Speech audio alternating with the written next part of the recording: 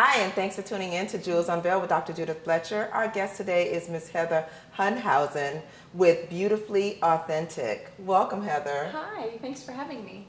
It is truly a pleasure having you on as a guest. As you know, my audience that I typically speak to are individuals that are starting over in life, and perhaps they're not loving themselves and really enjoying and loving the person and embracing the person that they see in a mirror every day. Yeah. So it is truly a pleasure to have you on to speak to our audience, to help them to understand all of the benefits of loving themselves and embracing the authentic version, their authentic selves. Yeah. So before we go any further, I would love for you to share with our viewers a little bit about your professional background. Okay. Well, as far as developing Beautifully Authentic and developing this coaching program that's all about loving yourself, self-love, and empowerment, that comes from, just so much. I started as a body worker, and I would work with people to align their bodies, and I realized there's more to your body than just what's happening physically. There's also what's happening spiritually, emotionally, and mentally. So I actually went and got my master's in mental health with a specialist in marriage and family. And I took a whole bunch of personal development courses because for me personally, I've been through what you're talking about. I've been through both sides. I've actually been through my partner having an affair, and I've been through a divorce. And I've also been a child who's been through divorce. My parents went through divorce. And so I love working with people who have gone through divorce or maybe thinking about going through divorce, because there's so many amazing ways to reconnect, make marriages work again, first of all. And also sometimes recognizing that you are in an abuse cycle and being bold and brave enough to break out of that and to find your beautifully authentic self. So I have personal experience, and then I also have this history of working in the field of psychology and also working in this body and spirit field as well. So I combine The two. all of those together. When I first started coaching and speaking to my target audience, the way that I started was, of course, like we've discussed before, is the professional, but not just a professional, it was a personal experience. Mm-hmm. So being a person who have gone through divorce Mm-hmm. and starting over, hitting that restart button in life, Mm-hmm. and also, as you mentioned, having dealt with abuse on a personal level, Yeah. it was challenging for me to really be transparent, to open up, to There's even so start much that. shame, and there's so much taboo still in our culture. And for me personally, and for my clients that I work with, you can overcome all of that with the self-love. And the most amazing feeling is the day you look in the mirror and you see a beautiful woman. And I remember that day, and I remember crying and being like, oh my God, I love myself. Finally, it only took 37 years or whatever it was when I finally figured it out. Yeah, it's a pretty amazing feeling to overcome that shame and that taboo, and to have shoved yourself into this little box of who you think everyone else wants you to be. That's what we do as women. Exactly. And learning to, and actually I had somebody say to me this week, oh, she's just trying to tell women not to be with their husbands. And I'm like, no, that's not what we're up to, not at all. You can be with your husband, or you can get out of an ugly relationship. Exactly. The point is, when we love ourselves, that's actually when we can claim the relationship fully. It's really beautiful. And I can really relate to that. And I thank you so much for also being transparent, because many times we meet professionals Mm-hmm. and they've been successfully running their business, and they go and they speak, they share, experiences from working with clients and their success stories, but very few share their own testimonial. So I really thank you for being so transparent. And for our viewers, I can't wait for them to learn a little bit more about how you help individuals to love themselves authentically and to live authentically. And so if you would stick around, we'll be right back. And to our viewers, don't touch that dial. We'll be right back.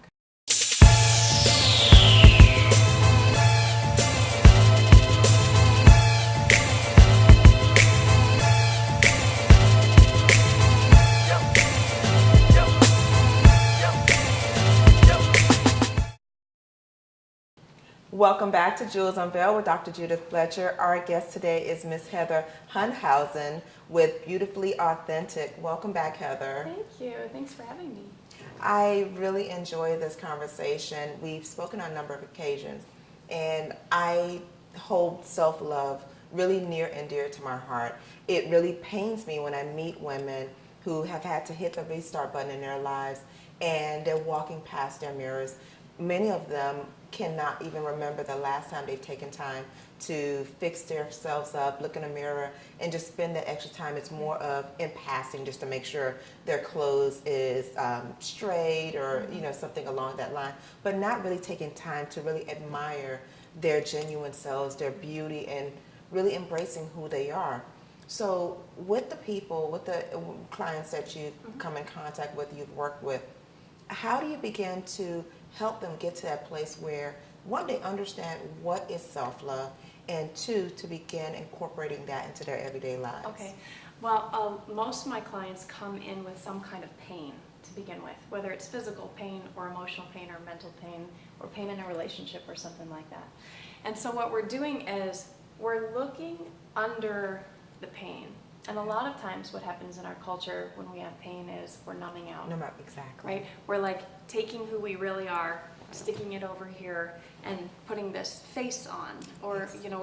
we're not being real. Exactly. We're not being authentic. Exactly. We're being something that we think somebody else wants us to be. And that's actually what causes the pain, which a lot of people don't get that at the beginning when they come in. They're like, oh, I have pain, and it's like, I have pain here, or I have pain in my heart, or I have pain in my relationship.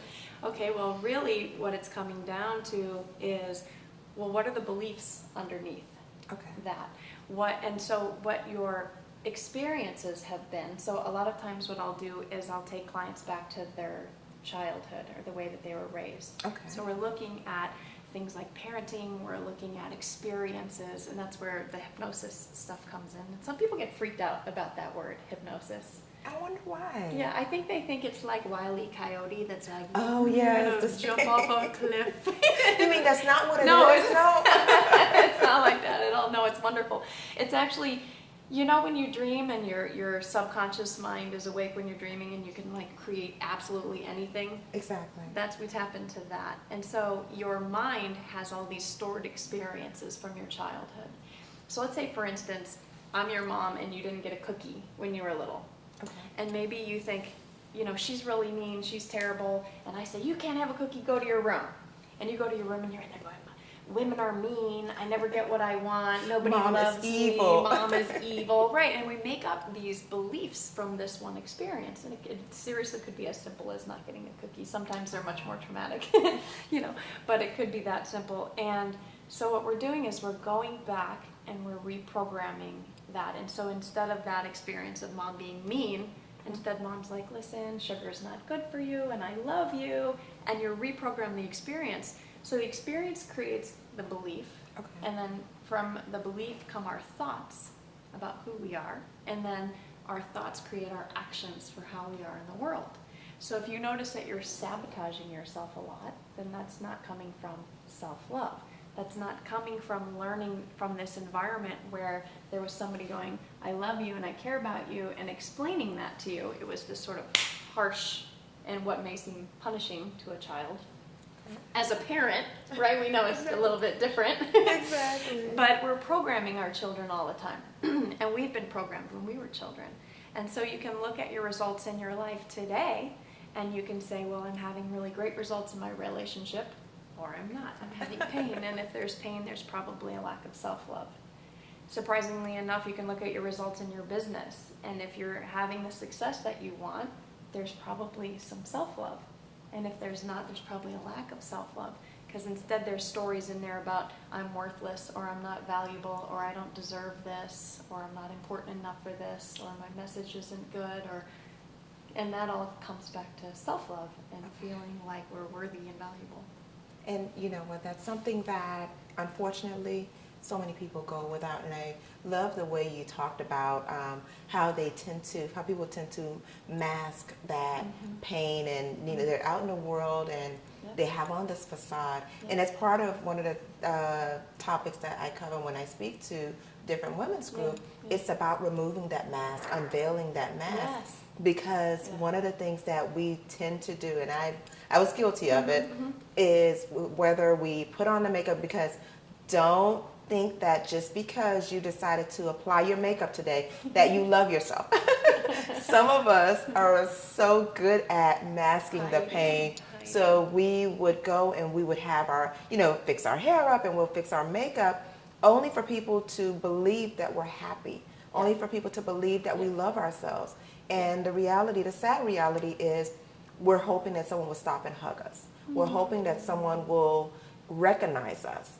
And sometimes it stems from childhood. Maybe family weren't there. And so speaking with different groups of young people where some of them are coming from foster care. Yeah. And so they're not getting that affection as a youth.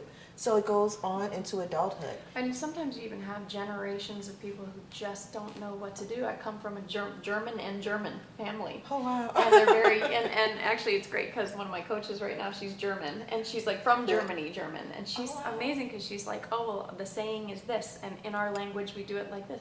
And I can hear this harshness that I know I was raised with. And then when I talk to my mom, we talk about her mom and all the generations past, and it's like they're just passing down what they thought was the right thing to do. Exactly. And it wasn't wrong, it No. just wasn't very warm.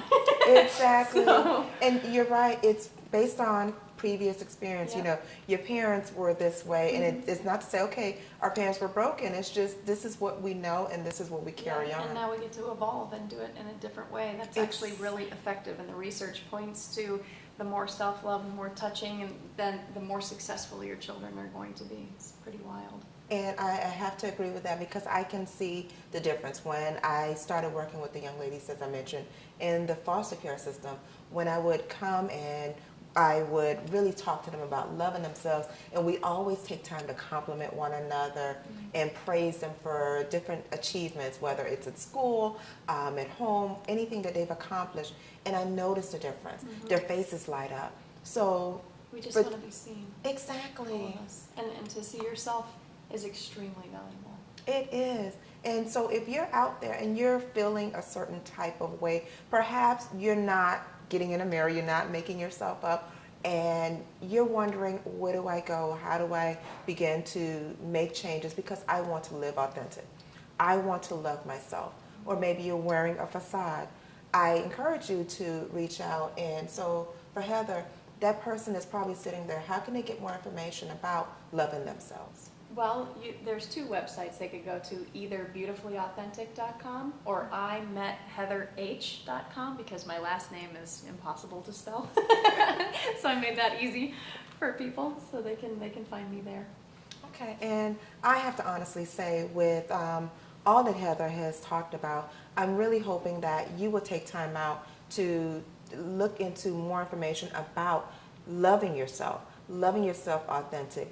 Remove that mask, remove that veil. If you are putting on the makeup and you're going outside and you're wearing this facade as though everything is well, it makes it harder for people to understand that you need help, you want support, you're going through a difficult time. So I encourage you, if you are feeling unhappy, if you're not loving yourself as you truly desire to, reach out, connect with someone, build a support system. It's okay to get help. It's okay to get the support.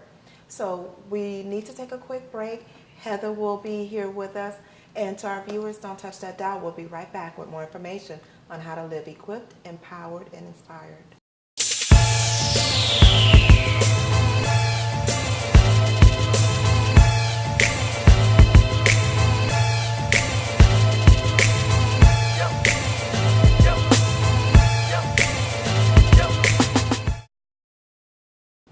Welcome back to Jewels Unveiled with Dr. Judith Fletcher.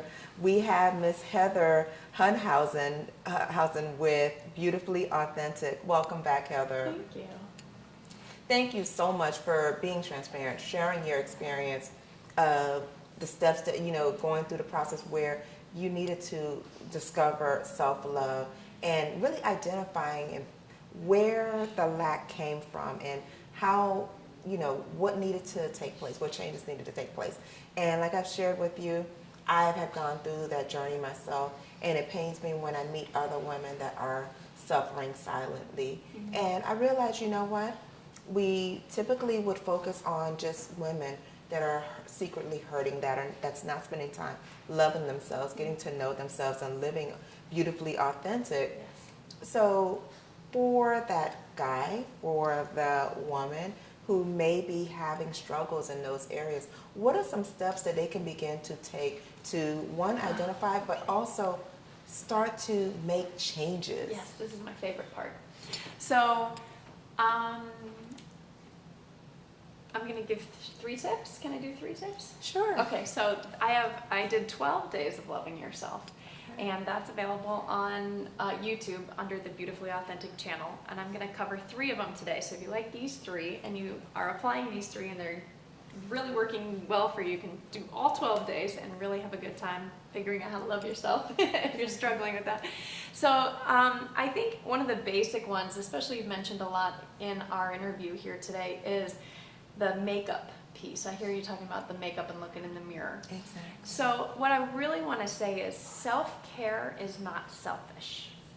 I think so many women in particular think that spending time to take care of themselves is selfish, that it's not allowed, and that, you know, as a mother you should be taking care of your children, you should be doing your job, you should be running around doing grocery shopping and blah, blah, blah, blah. Like all the But it's wonderful really, things, right? yeah, but it's amazing when you just take those 5 minutes to create a new habit for yourself, like putting your face cream on that's going to make you not have wrinkles when you're older, right?